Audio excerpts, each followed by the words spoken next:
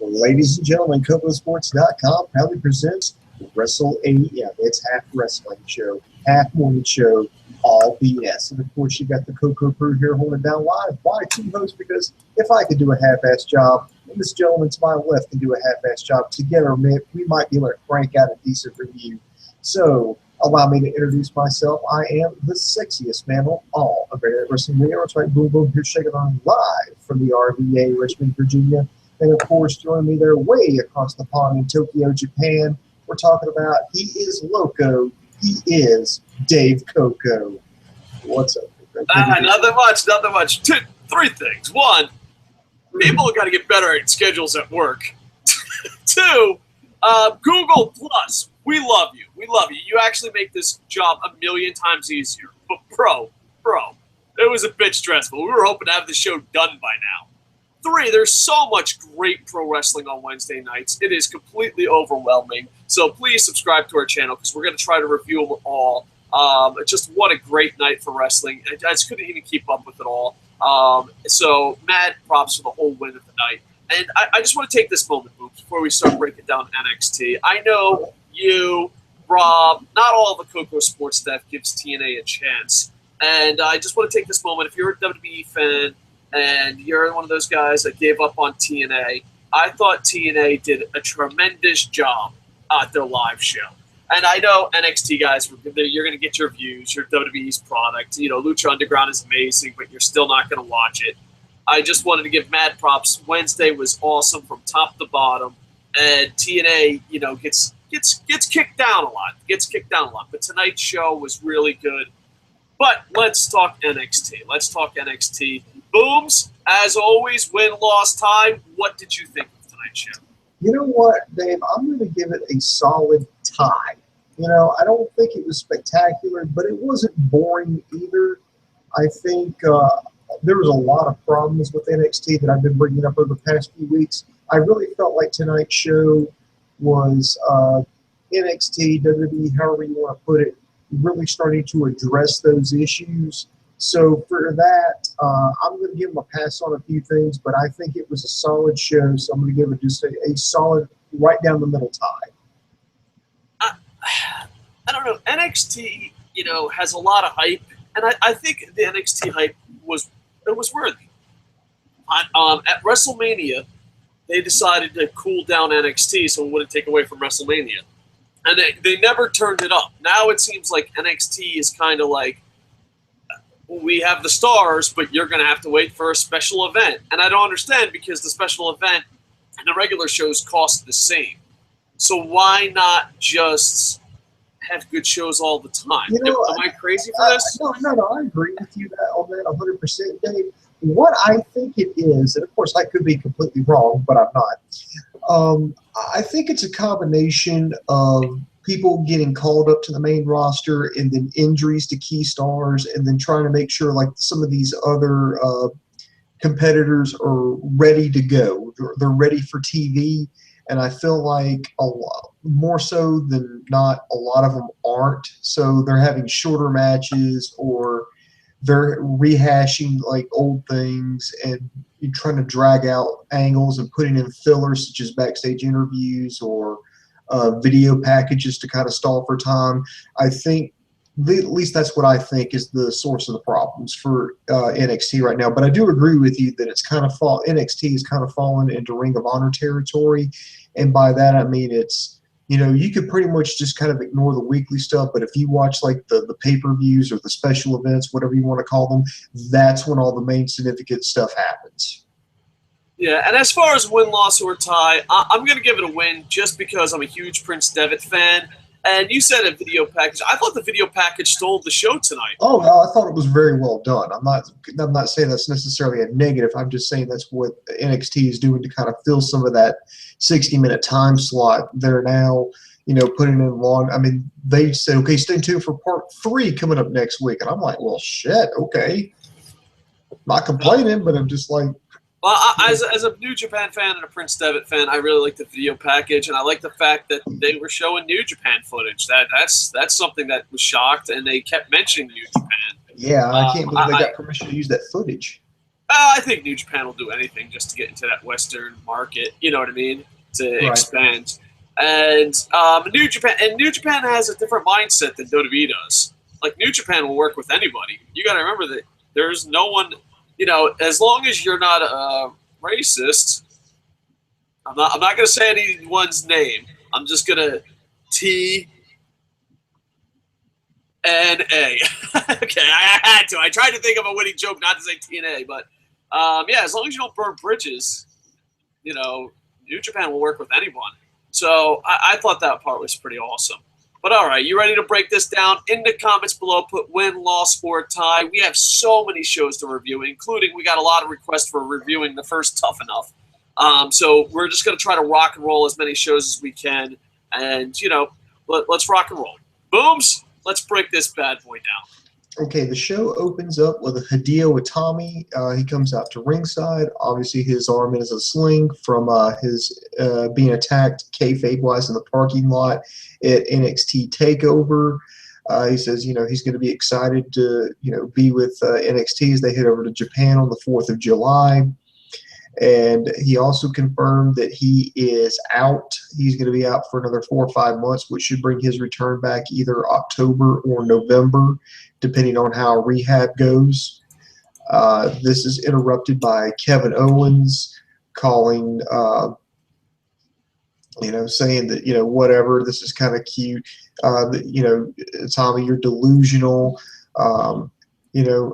I don't want to go to Japan, but I'm going to go over there, and by God, I'm coming back with this. I thought it was pretty good. And then Hideo Itami, of course, fired back some verbal insults. Kevin Owens was going down to ringside to, I guess, threatening to hurt Hideo Itami's other arm.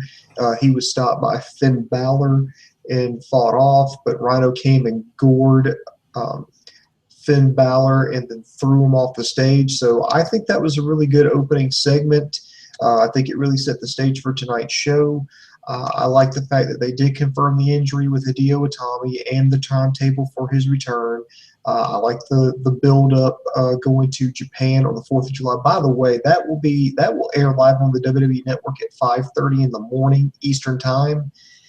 I'm probably not going to be up watching that because actually, believe it or not, at 5:30 in the morning on a Saturday, I'll still be at work. I know, crazy schedule. I think they'll be showing replays throughout the day. I imagine. I would hope so. I like the fact that this was, you kind of got a taste of it. That Balor and Owens started tying it up, but they really didn't get a hold of each other all that well, and it was interrupted by Rhyno. So there was a reason for the break, for a break in the action, and it got you set up for the main event, which was Balor versus Rhyno. So I think I give that was a good opening in my opinion. It was great. It was great to see Kenta. The July 4th show is going to be absolutely amazing. I don't know if I'll be able to make it. It's very sad, even though I live in Tokyo and it's literally like maybe 10 to 20 minutes away from my house. But with that said is, you hear a lot of my conspiracy theories. You hear a lot of them. And I'm going to go with this one's pretty solid. If it wasn't for Kenta's injury, he would be winning the title in Japan. Oh, absolutely. Absolutely. I mean, it just looks that way everywhere. And I don't know if Prince Devitt's going to win the title, but he's got to be favored a little bit. The Samoa Joe storyline, he kind of like maybe threw a wrench in that as far as, being predictable.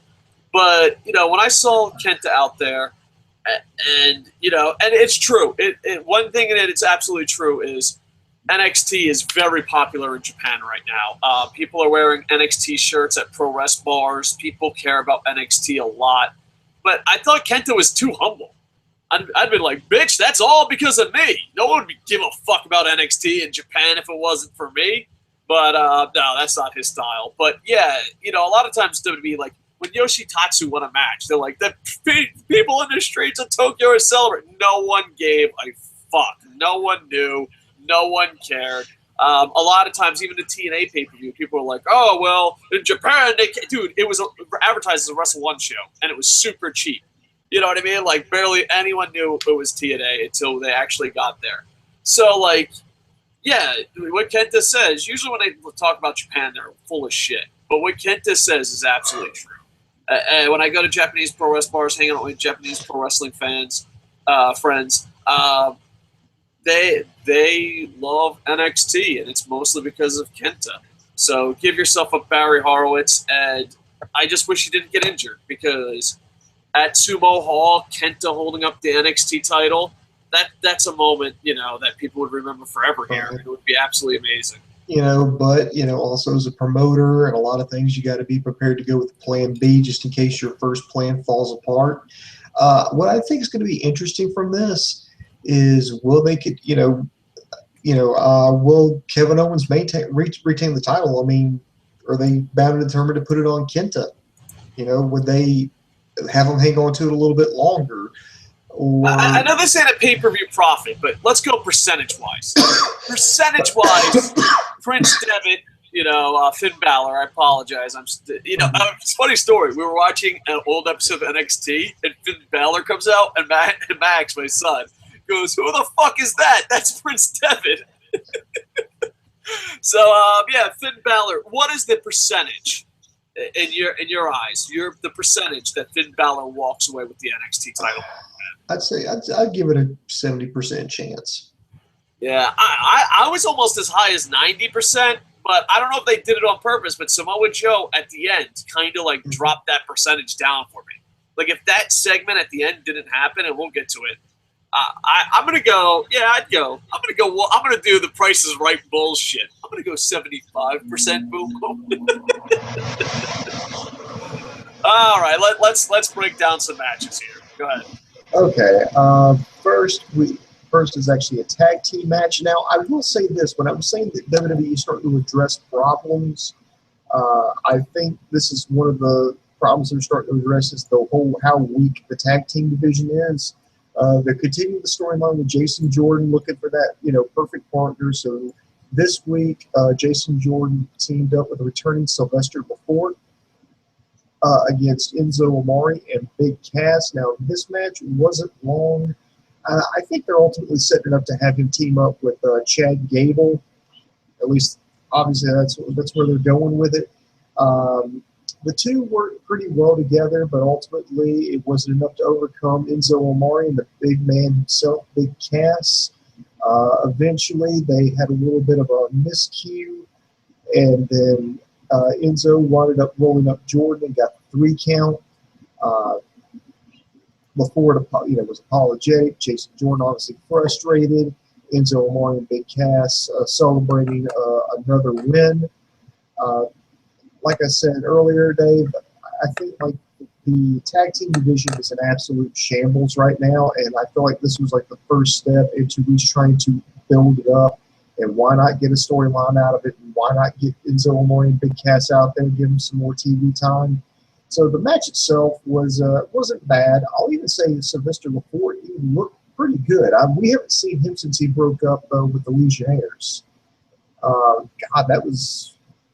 think that was early last year. I think it's been on about a year since we've seen him on TV. So I didn't give a fuck. He didn't look bad. Yeah, he didn't look bad at all. So, can I just say something real quick, Will? Please, go ahead.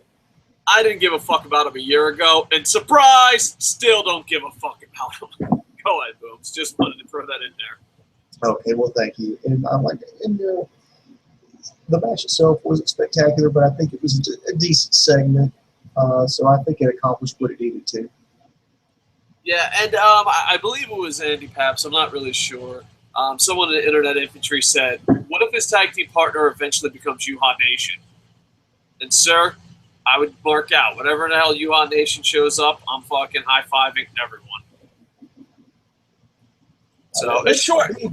But I don't know why they would do that. I mean, why they've already teased it 2 times.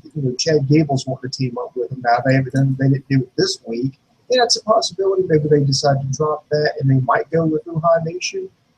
But I'm thinking ultimately it's going to be Chad Gable, two guys with amateur backgrounds teaming up. It makes perfect sense.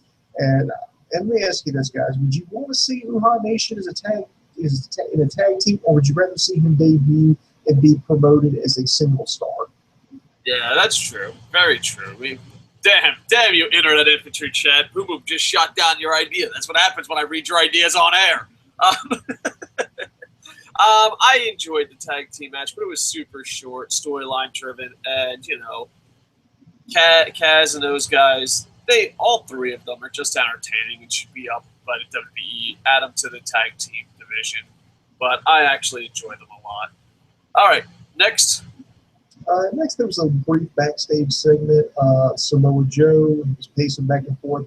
Just extremely upset over last week over the no contest finish, saying that he got the match he wanted, but he didn't get the match that he got the fight that he wanted, but he didn't get the fight that he wanted because, well, Kevin Owens is still walking. I think that was a pretty good, intense promo, and I hope some of the other developmental talent backstage was taking notes because, I mean, that was just a really damn good promo. I think the thing that really sold it was he would yell at certain points and he would shake and his sweat got on the camera lens.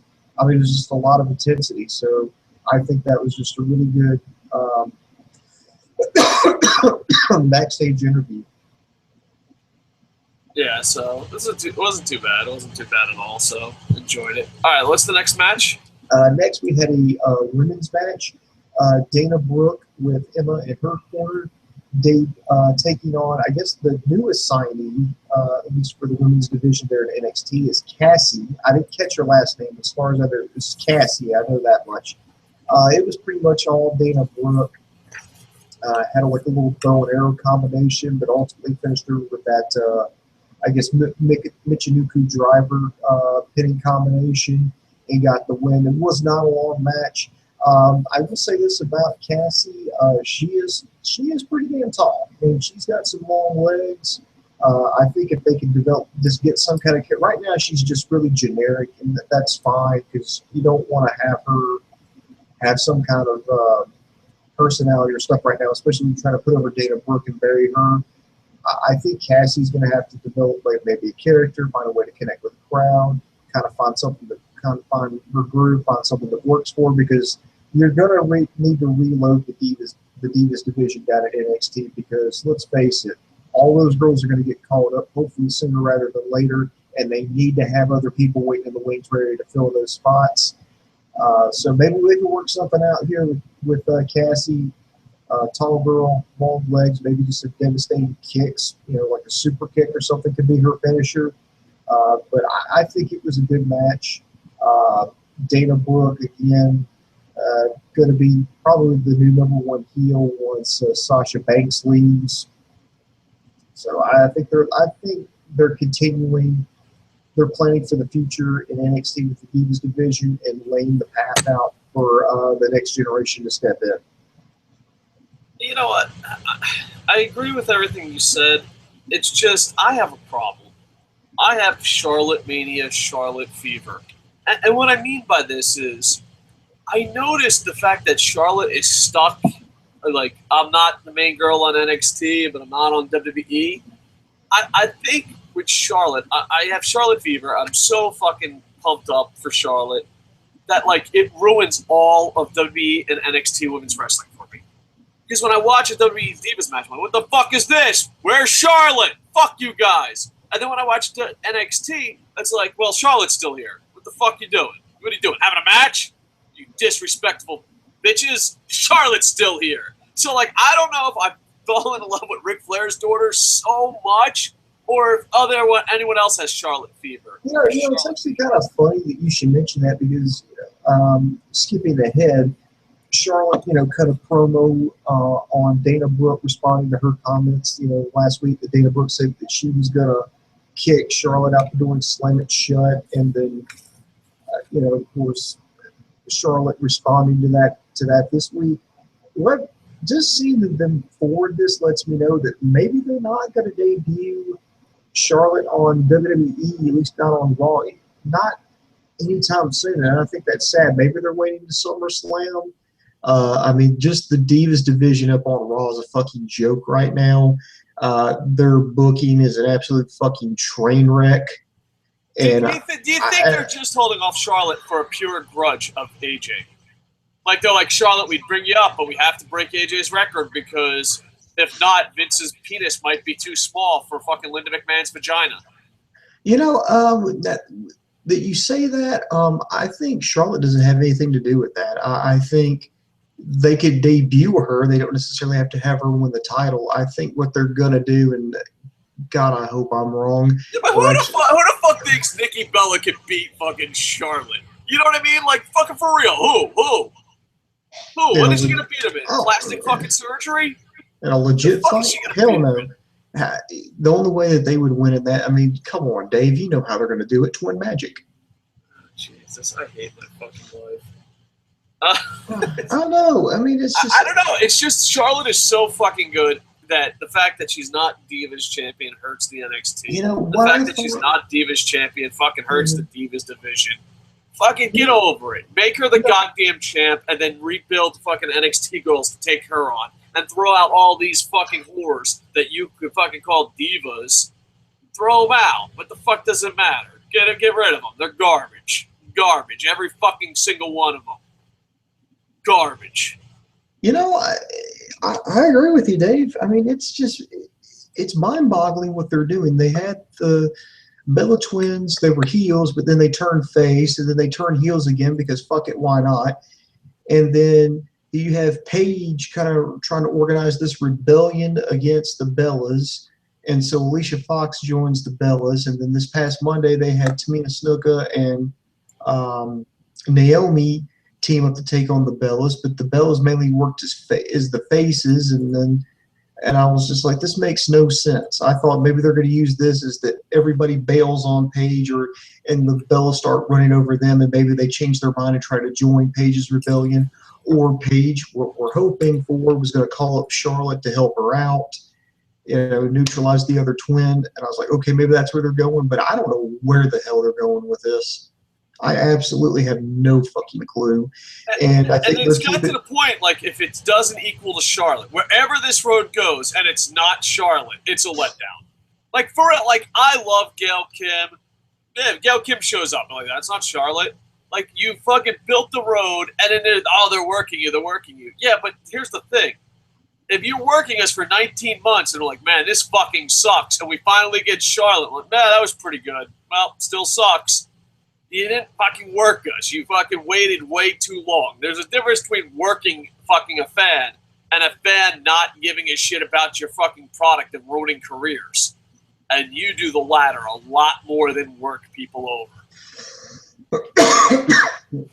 Where I thought they were going to go with it was they were going to have all the divas completely just abandon Paige like they were doing, and then just have the Bellas just run over Paige, then challenge her to like a tag team match at SummerSlam, and like, well, who are you going to pick? Nobody's going to have the guts to team up with you because we're going to beat them up, or they've joined us. And then he goes, well, I had to go digging deep, but I called a friend up. And then you introduce Charlotte. But now the fact that they've got her involved in this feud with Dana Brooke down in NXT lets me know maybe that's being pushed back, if they're going to have that happen at all. Yeah. So fucking just give us Charlotte. I don't know, like, because here's the thing. All right, you're working it, you're building it. Let's look at Paige. She used to be a great female wrestler. Now she's nothing. She's absolutely nothing to me. Did you work me? As a fan, I used to adore her. Now I fucking don't see a difference between her and Nikki Bella. That's not a compliment. So, fix your shit, WWE. Fix your shit. Booms. What's next? Next was the Finn Balor video package that we talked about.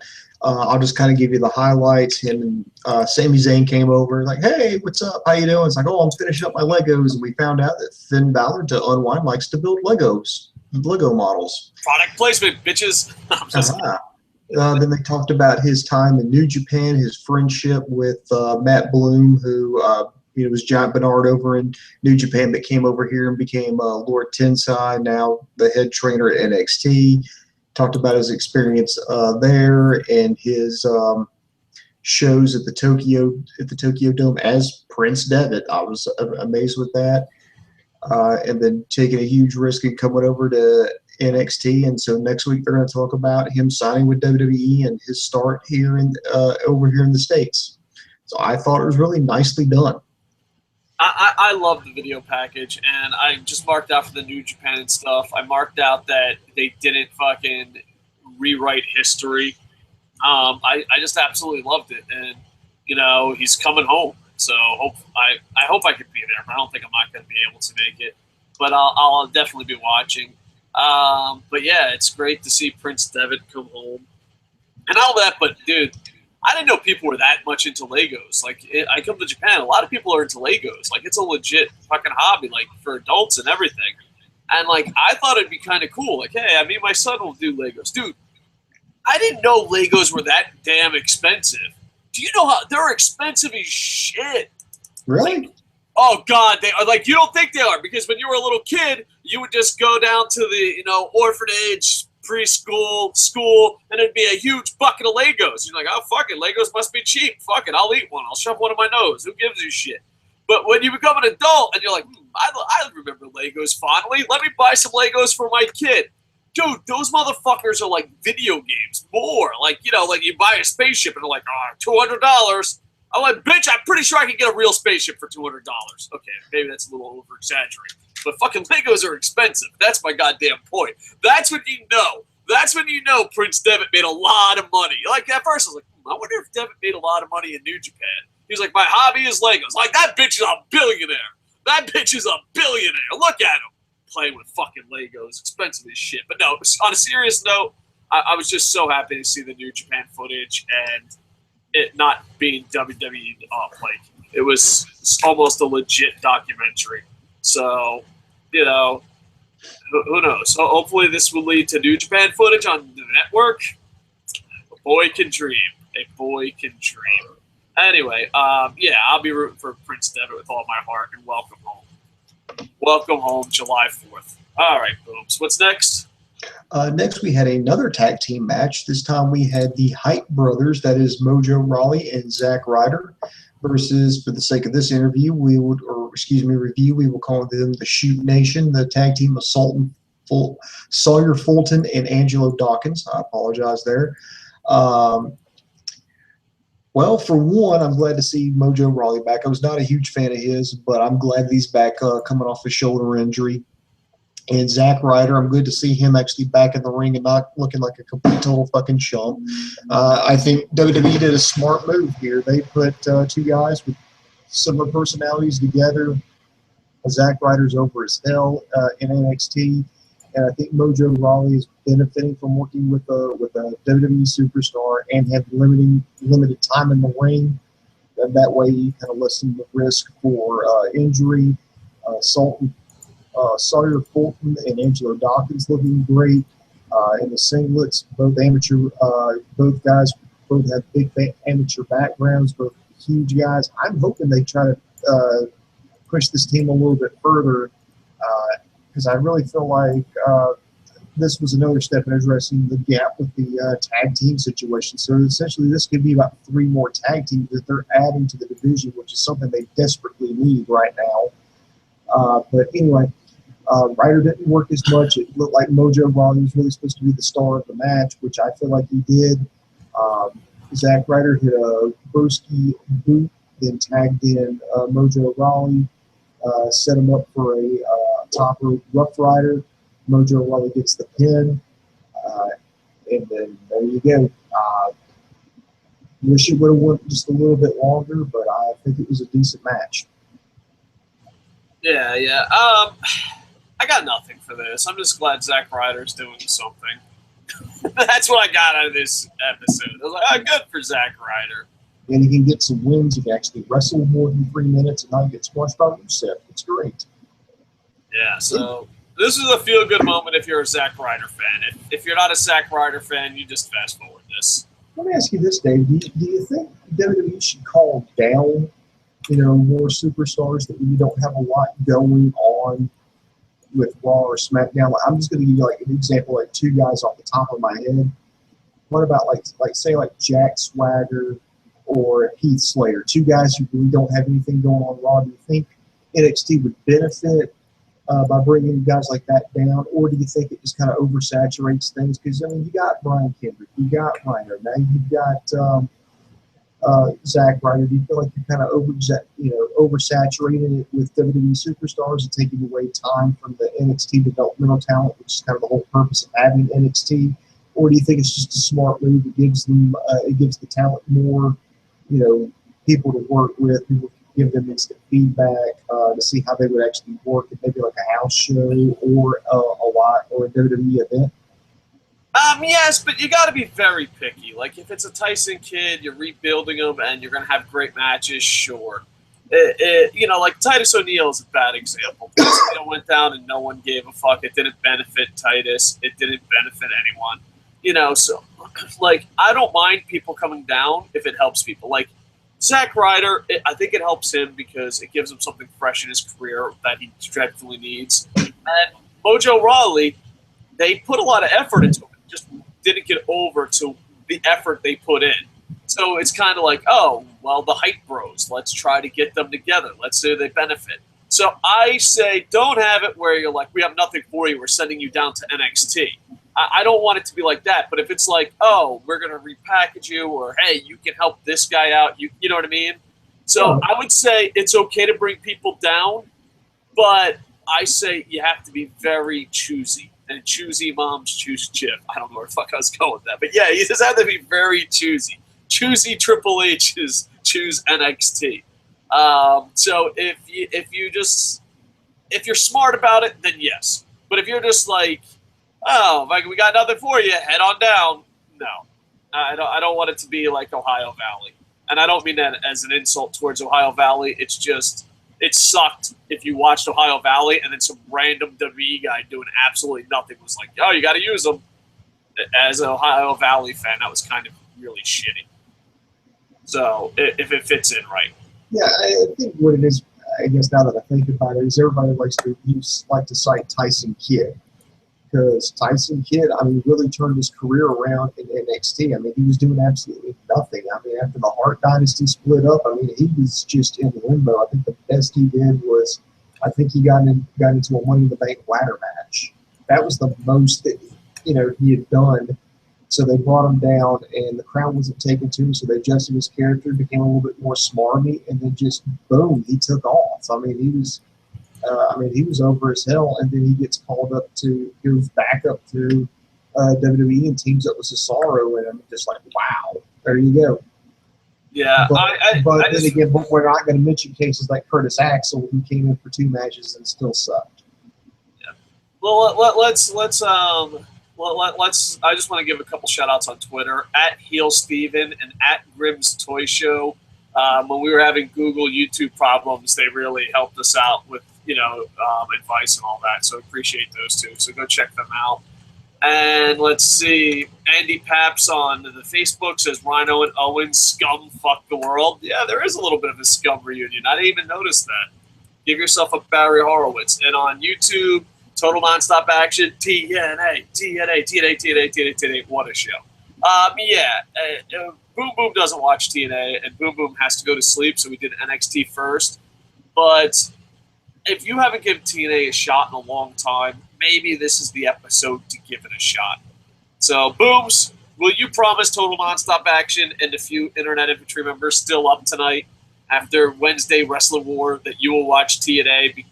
Give it a shot. Give it a taste. Give it one more chance. You know what? My Facebook blew up with people talking about TNA. Dave's like, Booms, I think this is actually kind of good. I'm like, all right. Y'all convinced me, so I will, either tonight or first thing in the morning, I will give TNA a shot. I'll give them a fair shake. That's what I'll do.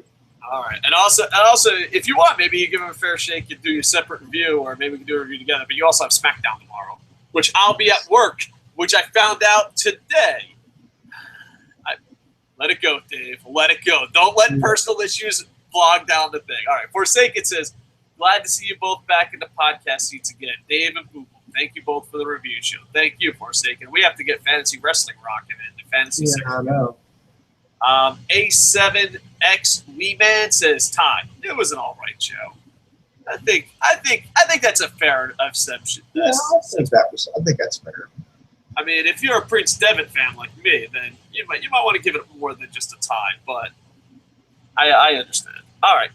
let's talk about main event and then wrap this bad boy up, and maybe we can kick another show off right away after this. Real quick, there's a couple of things that happened, and for some reason people didn't mention it. And I'm going to say that I'm not cool with this, but Bull Dempsey. You know, anybody will tell you that Dave and I are not big Bull Dempsey fans, but I think what they're doing with him right now is ridiculous. I really think it's petty, and I think it's very juvenile that NXT is resulting in basically fat shaming.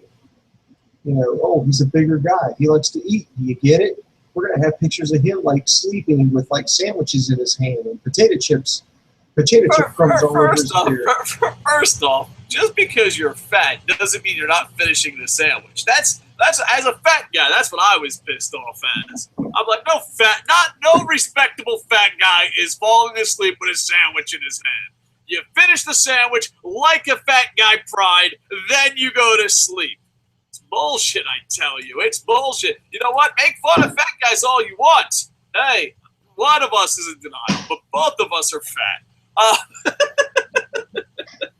And I'll tell you what, dude, I have a sandwich, I'm finishing that shit. That's how you become fat, because you get fat guy pride. You're like, you think I'm going to fucking fall asleep before finishing this sandwich? Fuck you. But yeah, as far as fat shaming goes, just cut the guy. Just cut the guy. You tried to book him as Kevin Owens, Samoa Joe. Now you have Kevin Owens and Samoa Joe. Just fucking be like, dude, sorry, man. We wanted you to be a tough fat guy. Now we got legit tough fat guys. We're good. I mean, if you want a funny fat guy, go Grado. But it just seems, I don't know, I don't even know if it's fat shaming. It's just bad. You know, like, all right, if you make good fat jokes, ha ha ha. All right, good, you got us. We're fat. I get it. But when it's bad, you know what I mean? It's just, no, come on. Like, bring up your A game. Fucking, where's your fat guy pride? Finish the fucking sandwich. That's how you became fat. You didn't become fat by sleeping with half your sandwich on your tummy. Fucking piece of shit.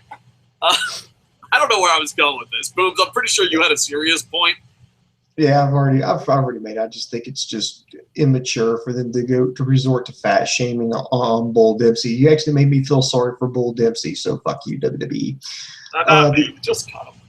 The other thing I want to talk about was the backstage segment. This time, Eva Marie, she appeared backstage in William Regal's office. She says she's been putting in a lot of time and working out and training, and then was essentially asking William Regal for a match. And then William Regal said, well, you know, our Divas division's on fire right now, and if you want a match, you're just going to have to prove that you're ready.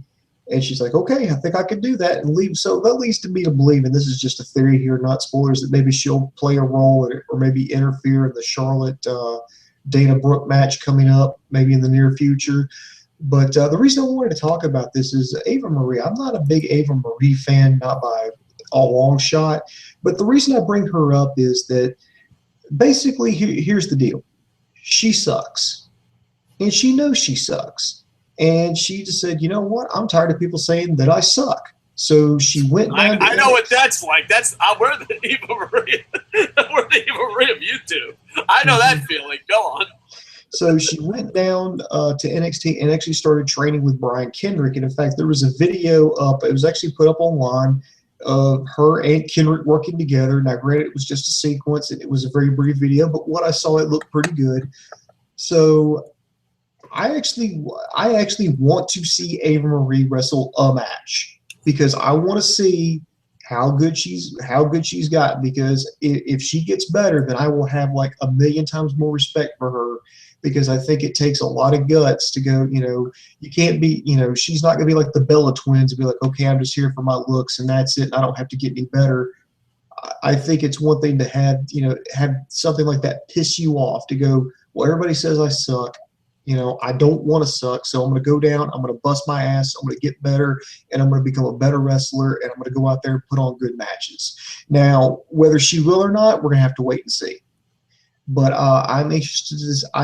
For one, I'm also glad that William Regal said, well, hey, our Divas division's on fire right now. It's groundbreaking, and if you want a piece of this action, you're going to have to prove that you're ready to me. So I kind of like that there's, you know, okay, hey, hold on. She's asking for a match. She's asking for a match, but she says you have to prove it to me. All right, 70s porn actors and actresses are saying this is awkward. All right, I want a match. Well, before you have a match, you have to prove it to me. I'm just saying that's how fucking almost every 70s porn fucking started ever. There's 70 porn actors and actresses. I thought, dude, first off, it was completely fucking awkward. I'm sure if you got like an 80s porn actor, they'd be like, that's fucking awkward. Second off, when she leaves, first, completely awkwardness, because, like, what does he want from her? I really thought, like, it was going to be a Family Guy moment where they were going to break down the fourth wall. William Regal was going to look into the camera and be like, what? No blowjob? And then let the drums. Dun, dun, dun. It was beyond awkward. It was the most awkward segment ever. Because, like, what does she have to do? Hear me out. She wants a match. He's in charge of putting on matches. Give me a match. You have to prove it. How do you prove that you want a match? Well, give me a match and I can prove to you I'm a good wrestler. But no. How are you going to prove it? That motherfucker was fishing for a blowjob. That's all I'm saying. William Regal, you sly fucking cat, you. No. I mean, how do you explain it? How do you explain he's not fishing for a blowjob? I have no idea, my friend. Booms. You're in charge of your news team, okay? Okay. A girl says, let me edit that video package. And you're like, well, before you edit, you have to prove it to me. That is sexual harassment on every fucking level, any job elsewhere. I probably should clarify. Say he said, you know, you got to prove to me that you're ready. I should say still that. That's sexual harassment. That is blowjob talk. That is blowjob talk. Booms, you're fucking laughing, but dude, go to work in the newsroom. Can you imagine you're in charge of that young 21 bickety bam, bickety boom intern, and she says, oh, let me edit a package, and you say you have to prove to me you're ready? That's a no-no zone. That is a no-no zone. That is blowjob sexual harassment territory. William Regal, you sly dog, you wanted a blowjob. I'm sorry. No. You know, when you put it like that, I guess you're right. I feel like all the thing that needed to happen then was William Regal needed to grow like one of those 70s porn stashes to be like, all right. Exactly. Well, not only that, but like if they shot the camera angle, you could probably have heard, like if they shot the camera angle at a high one and you didn't see his pants, I would assume he had no pants on. I mean, they're what? This is like sexual harassment 101. Where's Stephanie McMahon, the pretend feminist? Where is she? William Regal is forcing people to give him blowjobs. And I'm saying, and you can be like, oh, it's because it's a girl. Okay, put in a guy. Booms, you come to KocoSports, you're like, hey, man, I want to update this site. And I go, but you want to update this site? Prove it to me. That is blowjob territory. It doesn't matter if it's a female or no. What does that even mean? That is awkward sexual harassment. William Regal, you creepy old man, you. Am I wrong? Put it in any other form of entertainment. That is blowjob sexual harassment. Yeah, because I was asking that question to myself too. I was like, okay, she asked for a match. We got to prove to me you're ready. It's like, well, that's why she asked for a fucking match. I don't know. Maybe she goes to the other room and does squats. I have no fucking idea. But too much, William Regal. Too much. Put in your pants, sir. Put it in your pants. That is a no-no zone. I wish, like, you ever see those cartoons where, like, it makes porn family friendly and they put, like, cartoons all over it? I think someone should video edit that with porn music. You put porn music behind that, you think they're going to have sex. There's no way. All right. Let's talk about the main event before William Regal gets thrown off by sexual harassment. Main event, Finn Balor versus Rhyno. I should mention that Kevin Owens came out to do commentary and was beating up on Byron Saxton the entire time. Was criticizing him and Todd Phillips. Who am I thinking about? Damn it, I can't think of his name right now. I just blanked. But anyway. Good. Never mind. I blanked on the middle guys now. I know Corey Graves was out there. Corey Graves was playing the heel announcer, agreeing with Kevin Owens, and Owens just completely just ripping on Saxton the entire time. The match, Rhyno really took it to Finn Balor in the open sets, a lot of blows to the chest, backing him in the corner, giving a lot of shoulders, setting him up for the gore. However, Balor got drop kicked off the apron. He came back in, he dodged the gore, dropped Rhyno, hit him with the coup de grace, got the win. Owens just immediately attacked him, started beating up on Balor, tossing him around the ring. They went out to the floor and started fighting, but Samoa Joe came in to make the save, and then Owens and Rhyno retreated, and then both Balor and Joe in the ring. So I'm thinking maybe next week we might have a tag match. We might have Owens teaming up with Rhyno to take on Balor and Joe. Who knows? I think it was a pretty good way to go off the air. It wasn't like an absolute awesome main event, but I think it was a good main event, especially for a weekly show. Yeah, it was enjoyable. The only thing is, it's kind of like, why wasn't it just a clean finish? You know what I mean? I just wish there wasn't as much fun. That's another complaint that I have about NXT as of late. Because remember, Dave, like months ago, we were talking about how NXT has a lot of clean finishes, and it's like, well, I wonder if they're going to do like a double disqualification or a count out or an interference to kind of have such and such make safe face. But no, they would have like a clear winner, a clear loser, and did such a well enough job where they could do a follow-up with it. Everybody still looked good. Well, as of late, they're doing what Raw is doing. They're just kind of, okay, we really don't want to, give things away. We don't want to have, so we're going to go ahead with this fuck finish. But here's the thing. That's the first. I understand that's the way to think. If you're not giving it away, it's still $9.99 to get access to it. Right. And it's like, okay, you have special events. You want them to be special. I understand that. But here's the thing. It still costs $9.99. It's like having a membership to, I don't know. It's like having free pizza, but they only have free good pizza once a month, but it's the same price every single day. You're like, oh, pay $9.99. It's pizza all month, but we really only have good pizza on July 24th. It's like, well, why? You know what I mean? It's fucking insane. I don't like it. I do not like it, Sam. I do not like it. But overall, I do. One thing, even though I don't like it, the one thing with this, we mentioned this earlier, with the Samoa Joe run-in, it brought Finn Balor's percentage of winning down, in my opinion. I don't know if they did that on purpose. Do you agree or disagree with that? Well, I don't think it necessarily brought it down. Maybe that's going to be Finn's first challenger if he wins the championship. I mean, you kind of have to get the NXT title off Owens because he's going up to Raw now full time. And it's looking like maybe they're setting him up for a U.S. title run. And why not go ahead and get the belts off of him before going into Battleground? All right. Let's go to some live comments and wrap this up. You got something else before we go to live comments?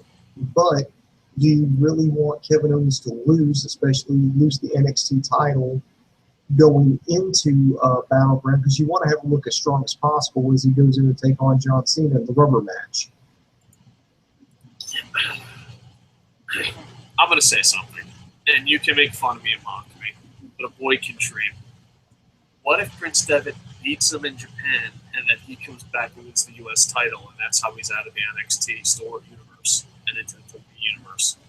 Now, granted, John Cena would have to put him over, but that's what I'm hoping for. That's what I dream. Because I honestly believe, this is just me, I think there's about a 75% chance Devitt wins. I think if it was Kenta, it would have been 100%. I think this was supposed to be Kenta's spot. But as a 75% chance that he wins, right? Yeah, I'd say about 75%. Yeah. But I think if Owens keeps the title in Japan, it is almost the lock of the century of the century. Not even lock of the century of the week that John Cena beats Owens. And that would make me sad. That would make me beyond sad. All right, Booms. 3 live comments, and then we'll wrap this bad boy up because we have so many shows to review tonight. All right. All right, here we go. I am Mikey says, what a night for pro wrestling. TNA Impact was filled with surprise to build up for Sunday Slammiversary events. This episode of NXT was kind of lackluster. Looking forward to Devitt versus Owens in Japan. He also says, Kenta out for 3 to 4 months. Shit, that sucks. He also mentioned that he'll be at the July 4th. Of course he will be there. You know, we love him. Special in Tokyo, Japan. It will challenge the winner of Finn Balor versus NXT Kevin Owens. We could only hope that Kenta versus Devitt will be the match set in Japan for NXT champ. Do you think this match should only happen if NXT returns to Japan? No, I think it should happen no matter what. Now, if it returns to Japan, holy shit, people are going to go absolutely crazy for it. But I think the match should happen even if it doesn't happen in Japan. Wait a minute. Is this really the match card for July 4th, WWE Network Special Japan? Pretty random. I thought it was an NXT-only show. No, it's a WWE show. It's not an NXT-only show. It's like a special event for the network, and it's got both. The NXT title is headlining it, but no, they haven't. And the funny thing is, on all the Japanese promotions, they have Jericho, Finn Balor, Owens, Brock Lesnar, and in the smallest of letters, they're like, John Cena also appears. And that's why, Japan, give yourself a Barry Horowitz. Woo! But yeah, let's see. Yeah, they got Finn Balor versus Kevin Owens, Naomi Page versus Nikki Bella. Dude, you bet. TNA made this mistake. TNA had a good pay-per-view here for Japan standards. They went away happy. I know a lot of American didn't like that event, but they bitched about having it to no end. They just never stopped. Naomi Page, Nikki Bella. I warn you, they see some of the best women's wrestling in the world. And if you shit bed, you are going to fucking be in a dead silent arena and you're just going to hear mumbles. Like, these are the comments I heard during the TNA fucking slop of a match. Oh, to be a wrestler in America, you just have to have tits. This isn't only embarrassing for wrestling, it's embarrassing for women. You will hear those mumbles. Do not shit the bed. They have great women's wrestlers. Please bring your A game. Brock Lesnar versus Kofi Kingston, which should be amazing. John Cena and Dolph Ziggler versus Kane and King Barrett. Poor Ziggler. Poor Ziggler. The Lucha Dragons versus Big E and Xavier Woods. And Cesaro versus Diego.